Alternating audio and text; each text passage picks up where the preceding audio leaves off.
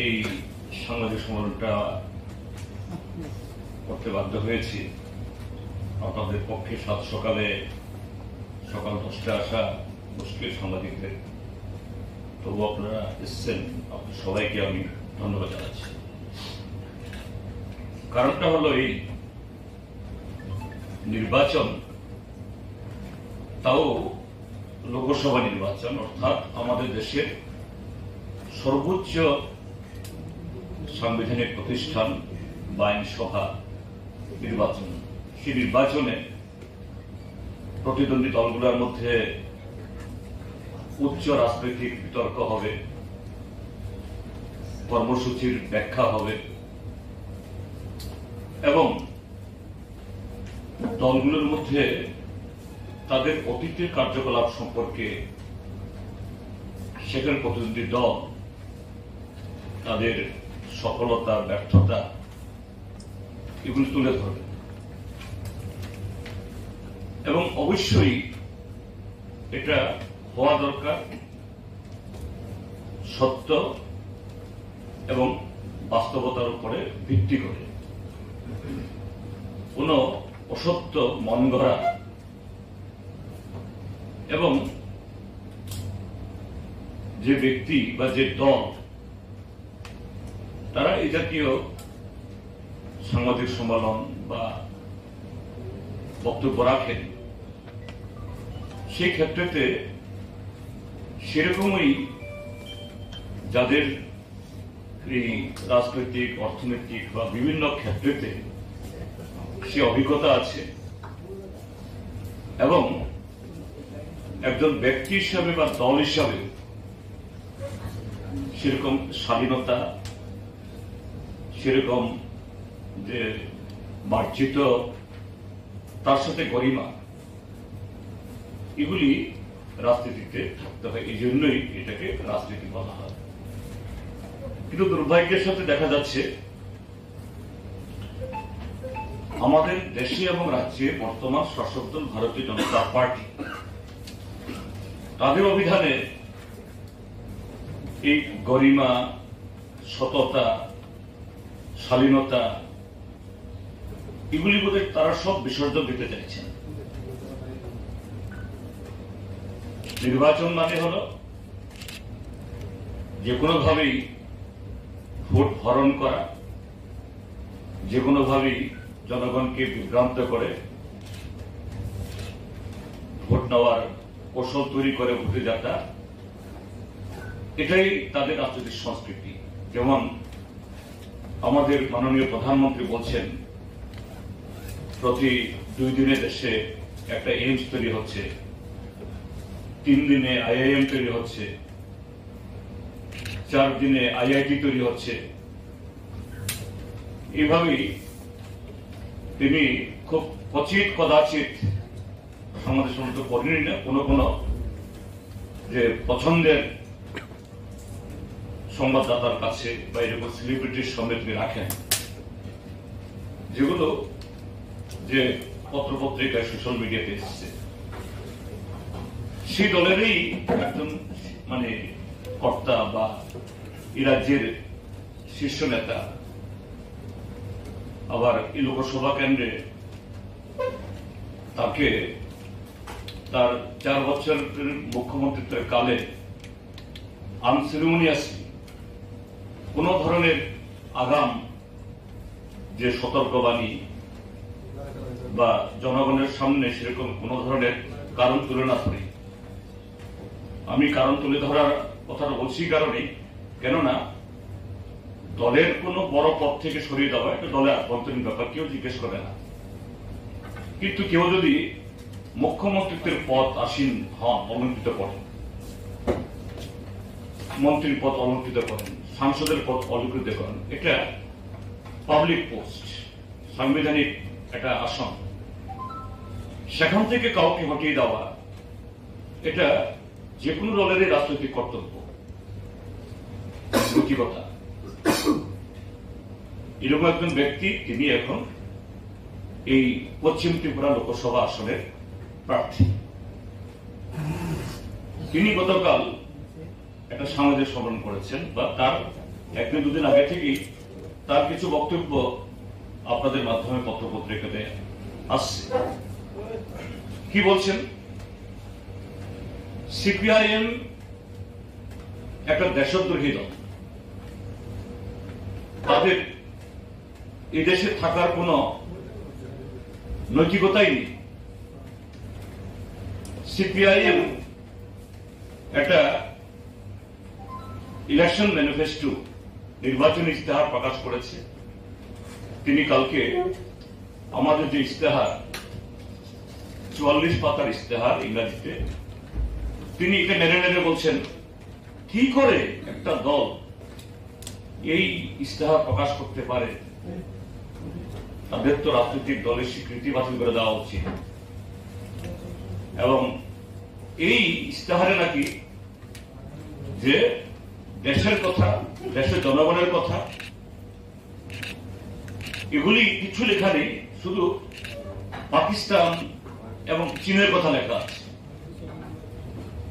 এবং তার মধ্যে তিনি একটা পৃষ্ঠা, তার মধ্যে এটা উল্লেখ করে বলছেন যে পৃষ্ঠাতে আমরা আমাদের শুধু দেশের না, আমাদের উপমহাদেশের তার যে সিকিউরিটি, ন্যাশনাল সিকিউরিটি এবং আঞ্চলিক সিকিউরিটির কথা বলেছেন, এগুলি নিয়ে তিনি মন্তব্য করছেন। কি মন্তব্য করছেন? যে সিপিআইএম একতরফা আমাদের দেশের সমস্ত পারমাণবিক শক্তি ধ্বংস করে দিতে চায়। সিপিআইএম যে আমাদের দেশের মিলিটারি ব্যবস্থা উঠিয়ে দিতে চায়। সিপিআইএম এই দেশের জনগণের নিরাপত্তার চাইতে পাকিস্তান এবং জনগণের এই চীনের নিরাপত্তা সম্পর্কে বেশি বেশি করে তাদের ইস্তেহার লেখা আছে। আমি আপনাদেরকে কপি দিয়েছি এবং এই কপি শুধু আপনাদের কাছে না, এটা আমাদের আজ থেকে দিন 10 আগে আমাদের জেনারেল সেক্রেটারি এবং আরো 3 জন পলিট ব্যুরো মেম্বার দিল্লিতে সাংবাদিক সম্মেলন করে প্রকাশ করেছে, ইন্টারনেটে, পত্রপত্রিকাতে, সর্বত্র এটা পাবলিক ডোমেইনে আছে। এবং আমাদের এই ইস্তেহার ইতিমধ্যেই দেশের যে শুধু রাজনৈতিক দল যারা তারা করেন না, এই দেশের যারা অর্থনীতিবিদ, এই দেশের এই সামাজিক প্রতিরক্ষা, এসব নিয়ে যারা কথাবার্তা বলেন, ইতিমধ্যেই আমাদের এই ইস্তেহার সম্পর্কে ভবিষ্যৎ প্রশংসা করেছে। আমরা সিপিআইএম দল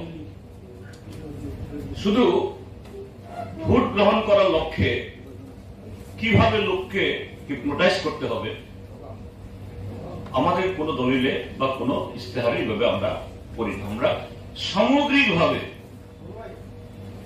দেশের অর্থনীতি এবং সেই অর্থনীতির তার বিভিন্ন দিক আর আমাদের দেশের যে নিরাপত্তা ব্যবস্থা, শিক্ষা ব্যবস্থা, সবটা মিলিয়েই আমাদের বক্তব্যের অবস্থান আমরা করি যে আমরা ভারতের কমিউনিস্ট পার্টি মার্ক্সবাদী, আমরা তো মানে নিজেরা সরকার করবো এরকম অবস্থার মধ্যে আমরা নই।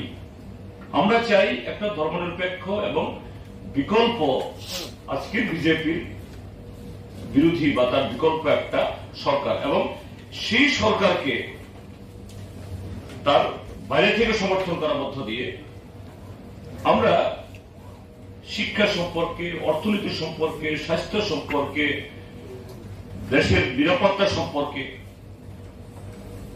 কিভাবে আমরা তাকে বাধ্য করাবো বা তাকে চাপ দেব বা সহযোগিতা করব, আমরা সেভাবেই আমরা বলি। এবং তার উদাহরণ আছে ঘুরি ঘুরি। এই রাজ্যে যখন এই ইউপিএ সরকার হয়েছিল ডক্টর মনমোহন সিং নেতৃত্বে, আমরা বাইরে ছিলাম, ৬২ জন এমপি থাকার পর আমরা মন্ত্রিসভায় যোগদান করিনি। কিন্তু যে কমন মিনিমাম প্রোগ্রাম রচনা করার মধ্য দিয়ে দেশের স্বাধীনতার পর সর্বপ্রথম যুগান্তকারী কয়েকটি আইন প্রণীত হয়েছে, এখনো সেই আইন আছে। মোদী সরকার নানাভাবে চেষ্টা করছে সে আইনকে ভাঙার জন্য, ক্ষত বিক্ষত করার জন্য, এখনো পারেনি। সেগুলো কি 100 দিনের কাজের গ্যারান্টি। রাইট টু ইনফরমেশন, আপনারা যারা এই মিডিয়া জগতে আছেন, আপনাদের সবচেয়ে বড় হাতিয়ার, কিন্তু সেই হাতিয়ারটাকে ভোতা করে দিচ্ছে। ফরেস্ট রাইট অ্যাক্ট, বামপন্থীরা যদি সেদিন বাইরের থেকে সমর্থন না করত বা বামপন্থীদের উপর নির্ভরশীল না হতো, এই আইনগুলো হতো না।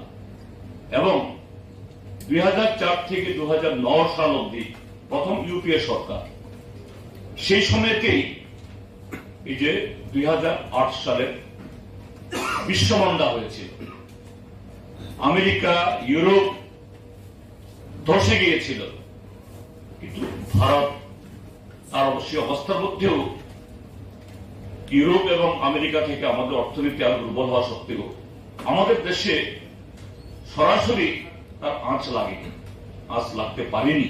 কেন? কারণ বামপন্থীরা, ডক্টর মনমোহন সিং সরকার, তাকে আমাদের দেশের রাষ্ট্রায়ত্ত ব্যাংক বা রাষ্ট্রায়ত্ত এই যে বিমা, এগুলাকে বেসরকারি করতে আমরা দিইনি। ভারত বেঁচে গেছে বামপন্থীদের জন্য। কিন্তু বিপ্লব কুমার দেব বলছেন বিজেপি দলে শিক্ষিত লোক নিয়ে কথা বলছি না, বিপ্লব দেব অশিক্ষিত কথাও বলবো না, নিশ্চয়ই BA+ সার্টিফিকেট এফিডেভিটে জমা দিয়েছেন। কিন্তু একটা মুখ্যমন্ত্রীর পদে আসীন ছিলেন 4টা বছর, এখন রাজ্যসভার সদস্য। এই জাতীয় যে মূর্খের মতো কথা বলে কি করে? আসল কথাটা হলো, ভারতীয় জনতা পার্টিকে পরিচালনা করে RSS। এই RSS এর কাছে যারা দীক্ষিত হয়, এদের কাছে শুধু হিংসা ছাড়া সংকীর্ণ দেশের অর্থনীতি হোক বা শিক্ষা হোক, ওই অন্ধভক্ত তৈরি করা ছাড়া RSS এর কারখানায় আর কিছু তৈরি হয় না। তাদের প্রধানমন্ত্রী যেমন নরেন্দ্র মোদী বলেন, 2 দিনে একটা এইমস তৈরি হচ্ছে, 3 দিনে একটা IIM তৈরি হচ্ছে, 4 দিনে একটা IIT তৈরি হচ্ছে। তো এরকম ভাবেই এই বিজেপি দলে MA পাস BA পাস ছেলে মেয়ে নিয়ে কথা বলছি না, কিন্তু সব এই হোয়াটসঅ্যাপ ইউনিভার্সিটিতে তারা সে তথ্য নিয়েই এগুলি তারা বক্তৃতা করেন। বিপ্লব দেব সেই হোয়াটসঅ্যাপ ইউনিভার্সিটির এক যোগ্য একজন ব্যক্তি, সেভাবেই মুখ্যমন্ত্রী হয়েছেন। এবং তিনি আবার 4.5 বছর আরো মেয়াদ থাকা সত্ত্বেও তাকে আবার লোকসভাতে আনার চেষ্টা করা হচ্ছে। আমি এই জায়গাতে বিপ্লব দাকে বলবো, প্রার্থীদের বিরুদ্ধে আমরা ব্যক্তিগত বলি না, কিন্তু ত্রিপুরাজ্যের রাজনৈতিক সংস্কৃতিতে বিগত কয়েক দশকে যে কয়েকজন রাজনীতিক এখানে হিংসা, ভোটে কারচুপি এবং বিভাজনের রাজনীতি এনেছেন, এর আগে সন্তোষ মোহন দেবের তার কৃতিত্ব ছিল, যার নাম পড়েছিল সন্ত্রাস মোহন দেব নামে। আর তার প্রায় আরো 35-40 বছর বাদে এই বিপ্লব দেব সেখানে তার নতুন সংস্করণ, এই রাজ্যে বাইক বাহিনী, হেলমেট বাহিনী, বিরোধী দলের অফিস কাছারি ভেঙে দেওয়া, এবং এই কদিন আগেও একটা জনসভায় দেখছিলাম তিনি বক্তৃতা করছেন, যে গর্ব করে বলছেন আমি বিরোধী দলের 900 পার্টির বিল ভেঙে দিয়েছি। আপনাদের চ্যানেলগুলোতে দেখেছি। এইভাবেই নাকি ত্রিপুরাজ্যের মধ্যে যে অবৈধ রাজনৈতিক ব্যবস্থা হতো, আর তিনি এসে তার সংস্কার করেছিল। আমি দেখাবো আপনাদেরকে। এই বিপ্লবদের একদিকে যখন বিরোধী দলের পার্টি অফিসগুলো ভেঙেছে, সারা ত্রিপুরাজ্যে বিজেপির অসংখ্য অফিস এরকম করে এখন মাথা তুলে দাঁড়িয়ে আছে। এগুলো থেকে নির্বাচনী কাজকর্ম চালাচ্ছে। এগুলোর উপরে আমি মাননীয় আদালতের হাইকোর্টে একটা রিট পিটিশন করেছিলাম, এই এফিডেভিট জমা দিয়েছিলাম। এই এফিডেভিট বলে সেখানে এফিডেভিটের এই রিটটা হয়েছে হলো আদালতের তরফ থেকে ইয়েতে, এই রিটের নাম্বারটা হলো WP within bracket C PIL 21 of 2019 in the High Court of Tripura Agartala। অর্থাৎ হাইকোর্টের একটা এরকমই একটা PIL হয়েছিল। এই PIL ইয়েতে আমি CPIM দলের তরফ থেকে একটা তথ্য জমা দিয়েছিলাম এফিডেভিট করে, যে সারা ত্রিপুরাজ্যে ধর্মনগর থেকে সাবরুম অব্দি অসংখ্য বিজেপির অফিস এবং তার শাখা সংগঠনগুলো BMS, তারপরে বিবেকানন্দ বিচার মঞ্চ ইত্যাদি ইত্যাদি, যদি CPIM এবং অন্যান্য দল যারা 40-50 বছর আগে, কংগ্রেস দলও আছে, যেহেতু ত্রিপুরাজ্যের মধ্যে 60% জমি ফরেস্ট এরিয়াতে, তো সেরকম ভাবে ত্রিপুরাজ্যে শুধু পার্টি অফিস না, বাজার, হাসপাতাল, অফিস, স্কুল ইত্যাদি বিভিন্ন প্রতিষ্ঠান গড়ে উঠেছে। সেগুলো যদি বেআইনি হয়, সরকার বিরোধী দলের অফিস দেখে দেখে ভেঙে দিয়েছে, তাহলে বর্তমান শাসক দল তাদের অফিস থাকতে পারে কি করে? আমার সে এফিডেভিটের পর মাননীয় আদালত সরকার পক্ষকে নির্দেশ দিয়েছে যে সরকার পক্ষ এরকম এই মুহূর্তে কটা অফিস এরকম খাস জায়গা দাঁড়িয়ে আছে। নাম বললে অনেক সময় লাগবে, আপনারা ওখানে যাবেন, দেখুন এত বড় একটা তালিকা এসছে। বিভিন্ন ডিএমরা আদালতে জমা দিয়েছে, আদালত থেকে কপি এনেছেন, সংখ্যা অসংখ্য। এটা নাই প্রধানত এই 4 থেকে 500 সংখ্যা হবে, এবং সবগুলি হলো বিজেপির অফিস। কে দিয়েছেন জমা? ডিএমরা। 8 জন ডিএম এর কাছ থেকে আদালতের কাছে দাখিল করেছে, এগুলি সব বিজেপি অফিস। তো এই হলো বিপ্লব কুমার দেব। তার চোখে আজ থেকে 40-50-60 বছর আগে খাস জমিতে বাজার গড়ে উঠেছে, হাসপাতাল গড়ে উঠেছে, স্কুল গড়ে উঠেছে, মন্দির গড়ে উঠেছে, পার্টি অফিসও গড়ে উঠেছে, সব দলের পার্টি। এই না যে শুধু CPIM, কিন্তু শুধু CPIM এবং বিজেপি বিরোধী দলের পার্টি অফিস ভেঙে গেল, বুলডোজার দিয়ে ভেঙে দেওয়া হলো, আর তার আমলেই গড়ে উঠেছে এই বিপ্লব কুমার দেব। ত্রিপুরাজ্যের রাজনীতিতে এরকম একজন কি বলে চেতনার দিক থেকে যে একটা এই সর্বভারত রাজনৈতিক দল 44 পৃষ্ঠায় আমাদের এই ইস্তেহার, তার ইংরেজিতে একটা শব্দ বুঝেছেন কিনা জানি না, বিয়ে পাস হতে পারে, কিন্তু জ্ঞানের পরিধি যে কি এটা তিনি প্রমাণ করে দিয়েছেন এই যে গত কদিনের ইয়েতে। আমি এই জন্য বারবার বলছিলাম যে কেন 4 বছরের মাথাতে বিপ্লব কুমার দেবকে মুখ্যমন্ত্রী পদ থেকে হটানো হয়েছিল। এটা ত্রিপুরাজ্যের ভোটারদের সঙ্গে তুলে ধরা হোক, কেননা তিনি শুধু দলের পদাধিকারী ছিলেন না, এটা হলো আমাদের কোনো বক্তব্য না, তিনি মুখ্যমন্ত্রী পদে ছিলেন। তার অপরাধটা কি ছিল? বিজেপি তার মধ্যে অনৈতিকতা কি দেখেছিল? তিনি বড় বড় কথা বলছেন এভাবে। তো এটাই হলো আমার মূল বক্তব্য। যে হোয়াটসঅ্যাপ ইউনিভার্সিটির এই সমস্ত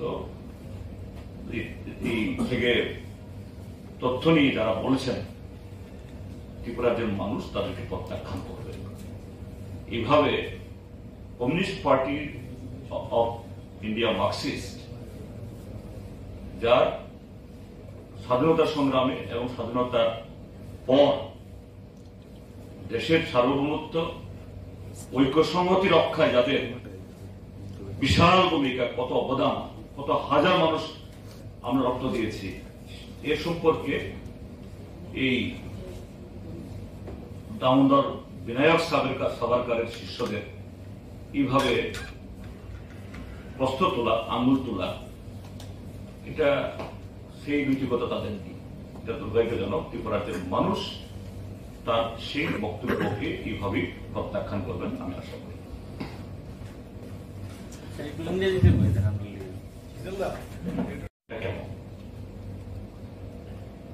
বিপ্লব কুমার দেবকে 4 বছরের মাথায় তার আসন থেকে নামিয়ে দিল্লিতে পাঠিয়ে দেওয়ার অন্যতম কারণ হল এই রাজনৈতিক সন্ত্রাস এবং ত্রিপুরাজ্যের মধ্যে যুব সমাজকে একদিকে ড্রাগ, অন্যদিকে এই রাজনৈতিক মাফিয়াতে ইয়ে করার মধ্য দিয়ে এখানকার টোটাল পরিস্থিতি পরিবর্তন করার জন্য। অন্য কারণ তো আছে, এগুলো আমাদের বলতে রুচি পাতে, আমরা জানি, যাই হোক এগুলি বলছি না। এবং তার এই ইয়ার ফলে বিজেপি দল এই যে গত 2023-এর বিধানসভা নির্বাচনে তাদের ভোট 11% কমে গেল, এত শত চেষ্টা করার পর। মাথায় যদি এই বিশ্বাসঘাতকতা না করত, আজকে বিজেপি দল ত্রিপুরা রাজ্যের মধ্যে প্রায় হারিয়ে যেত। তো এখান থেকে বিজেপি একটু শিক্ষা নিয়েছে, কিন্তু শিক্ষা নিলেও ভালো শিক্ষা গ্রহণ করে দেশকে ভালো পথে পরিচালনা করার এরকম মানসিকতা বিজেপির মধ্যে নেই। এখন দেখলো গত 1 বছরের এই শাসনে বিজেপি দল আরো বেশি জনগণের যে অভিশাপ বা জনগণ থেকে বিচ্ছিন্ন হয়েছে, যেটা আমরা এই ভোটের মুহূর্তেও দেখছি। বিভিন্ন জায়গাতে কোথাও পানীয় জল, কোথাও বিদ্যুৎ, কোথাও রাস্তার জন্য মানুষ রাস্তার উপর করেন। কাজে বিজেপি দল দেখলো যে না, ওই রাস্তাতেই ওই বাইক বাহিনী, এদেরকে যদি আবার একটু কাজে না লাগানো যায়, তাহলে প্রদ্যোৎ মানিক্য কিছু তাদের হাত ধরলেও 2টি লোকসভা কেন্দ্রে তাদের যে অনিশ্চয়তা ঠিক বেরোতে পারছে না। কাজেই সেই চেষ্টায় সেই বাইক বাহিনীদেরকে আবার পুনর্বার ফিরিয়ে আনা যায় কিনা, তার জন্যই তাকে আবার পুনর্বাসন দিয়েছে। কিন্তু এতে কাজ হবে না। বিজেপির থিঙ্ক ট্যাঙ্ক যারা ভেবেছে এতে কিচ্ছু কাজ হবে না। গতকালই যে রোড শো ছিল ইন্ডিয়া ব্লকের, প্রিয়াঙ্কা গান্ধীর উপস্থিতিতে আগরতলা শহর প্রত্যক্ষ করেছেন যে মানুষ এই দম বন্ধকর অবস্থা থেকে বেরিয়ে আসতে চায়। গতকালই এই আগরতলা রাজপথ তা প্রত্যক্ষ করেছে। কদিন আগে বিজেপির প্রাক্তন একজন বিধায়ক ওই দল ছেড়ে কংগ্রেসে যোগ দিয়েছেন এবং বলেছেন যে বিপ্লব দেব প্রার্থী উনি নাকি 10 লাইন ইংরেজি বলতে পারেন না। তো আপনি বলছেন যে এই 44 পাতার ইংরেজি ম্যানিফেস্টো পড়েছে কিনা, ওনার বিএ পাস সার্টিফিকেট জমা দিয়েছে, এ নিয়ে কি সন্দেহ আছে কিছু? না, আমি সার্টিফিকেট সম্পর্কে আমার সন্দেহ আমি প্রকাশ করছি না। তবে তুমি বললে প্রশ্ন করে বলতে হয়, পূর্ব ত্রিপুরা আসনের প্রার্থীর ইয়ে সম্পর্কে তিনি সন্দেহ তৈরি করেছেন, আমাদের না। আমি সেদিন বলেছি যে 2018 ইংরেজির এফিডেভিটে বলেছে 1992 ইংরেজিতে আমি লরেটো কনভেন্ট থেকে 10th পাসও বলিনি, আমি 10 ক্লাস অব্দি পড়েছি। আর 2024-এর এফিডেভিটে বলছে আমি Meghalaya high school leaving certificate পেয়েছি 1990 আরো 2 বছর পিছিয়ে গিয়ে বলছেন। কাজেই ওটা সম্পর্কে আমাদের সন্দেহ, এই জন্য আমি বলেছি আমরা। আর কোন প্রার্থী এরকম ভাবে তার এফিডেভিট যদি ভুল দেয়, তথ্য যদি ভুল দেয়, তাহলে নির্বাচনের নিয়মেই পাশ করলেও ফেল করলেও তার সদস্যপদ যাবে। আমরা এখন রাজনৈতিক লড়াই করছি, যদি আইনি লড়াই যদি করতে হয় আগামী দিনের জন্য আমরা ভাববো, এটা এখন আমরা ভাবছি। আর বিপ্লব কুমার দেব তো তার যে বক্তব্য, তার বক্তৃতা এই মুখ্যমন্ত্রী থাকাকালীন সময়েতেও যে সমস্ত বক্তব্য রেখে তিনি ওই ভারতবর্ষের রাজনৈতিক চাটুকারদের জোকারের তালিকায় পড়েছেন, ত্রিপুরা মানুষ জানেনি। কাজে এগুলি সব হলো হোয়াটসঅ্যাপ ইউনিভার্সিটির তথ্য, এটা বাস্তব তথ্য না। আর আমাদের এই ম্যানিফেস্টো পরে বুঝার জ্ঞান তার নেই, কাজে এটা বললাম নেই। ইন্ডিয়া জোট কতটুকু সফল হবে আপনাদের জোট? 100 ভাগ। আজকে তো আমি তো বলেছি যদিও জনসভা শুরু হয়নি, এখন সাবরুম থেকে খবর এসছে 20টা বাস দাঁড় করিয়েছে। এই একটু মেহমান আসার আগে আমাকে ফোন করছিলাম, 20টা বাস দাঁড় করিয়েছে, কোন রকমের 6টা বাসে লোক ঢুকে পাঠিয়েছে, বাকি 12টা বাস আর আগতলঙ্ক হয়নি। আমার যেহেতু আমার বিধানসভা কেন্দ্র, আমার মহকুমা, খবর নিতে বিজিবির লোক কত আসলো, বলতে 20টা বাস আছে, 6টা বাস গেছে আর 12টা বাস স্ট্যান্ডে চলে গেছে। কি মেসেজ থাকবে লাস্ট? আপনারা আর পাবো না আমরা। মেসেজ হলো ভারত দেশের মানুষের সাথে এই ত্রিপুরার মানুষও বিজেপিকে ক্ষমতা থেকে হটিয়ে আমাদের দেশকে রক্ষা, সংবিধান রক্ষার জন্য দৃঢ় প্রতিজ্ঞ। বিজেপি গণতান্ত্রিক পথে গিয়ে জনগণের এই রায় সে কখনো স্বীকার করে না, এবারও করতে চাইবে না, নানা ধরনের ফন্ডি সৃষ্টি করতে পারে। আমার আবেদন থাকবে সকাল সকাল আগামী 19 এবং 26 ঘর থেকে বেরোন। যে কোনো পবিত্র কাজ আমরা সকালে ঘুম থেকে উঠে স্নান করে আমরা করি, এটা সবচেয়ে বড় পবিত্র কাজ। সেদিন করুন, বিজেপির পতন অনিবার্য। রামনগর বিধানসভা নিয়ে কিছু বলবেন? একই রামনগর বিধানসভা কেন্দ্র তো আরো বেশি, সেখানকার মানুষ জবরদস্তি করে এদের আই কার্ড, তারপরে কমিশন যে ইয়ে দিয়েছে ভোটার স্লিপ বিলি করছে, এগুলো নাকি তুলে নিয়ে যাচ্ছে। তো পরাজয়ের আতঙ্ক কিভাবে এদের মনকে গ্রাস করেছে এটাই তো বোঝা যায়। স্যার, স্পেশালি ফর টিপ্রাসাদের কি বার্তা দিতে চাইবেন? যিনি টিপ্রাসা তাকে নিয়ে ও কক সানান নাই টিপ্রাসা হিনই থাংনাই বিশিদক আইপিএফটি এবং আবনি হল ত্রিপুরা মথা ত্রিপুরা সংখ্যা যিনি ত্রিপুরা হানি যত লোক সংখ্যা। যে বিপ্লবদের 8 জানুয়ারি 2019 बांग्लादेशी इसको हम हटाएंगे, वो विप्लव देव मेरा परम मित्र हो गया। एडीसी এলাকাতে গিয়ে বলছে, আমাদের ট্রাইবাল এলাকাতে গিয়ে, বিপ্লব দেব মেরা মিত্র, যে মিত্র তোমার লোককে গুলি করে পৃথিবী থেকে সরিতে চায়, আর সেই বিপ্লব দেব এখন পরম মিত্র, শুধু মিত্র না।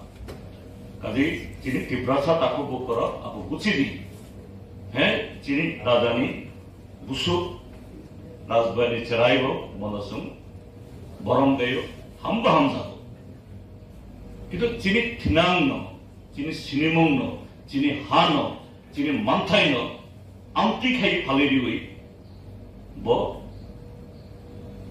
বিজেপি হাই দল ন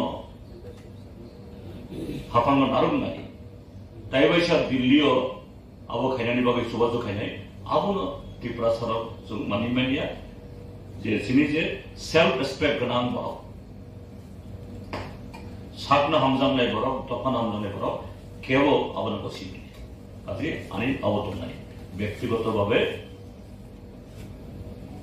প্রার্থী বাড়ি দলীয় নেতা বাই তিনি কোনো কেনা করি কোনো আড়াই করি কিন্তু আবো যিনি ফিউচার যিনি থিনা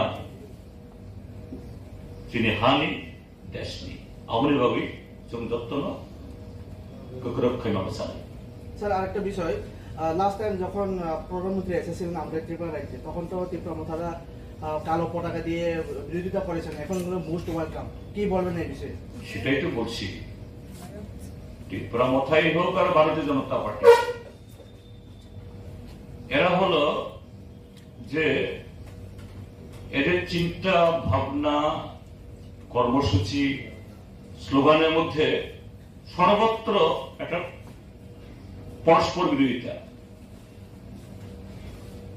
এরা দিনকে রাত বলে রাতকে দিন বলে আমি তো একটু আগে বললাম যে এই বিপ্লব কুমার দেবকে বলছিল ত্রিপুরা সরকারের সবচেয়ে বড় শত্রু আর এখন বলছে সবচেয়ে বড় মিত্র এবং সেদিন কুমারঘাটে কি বলল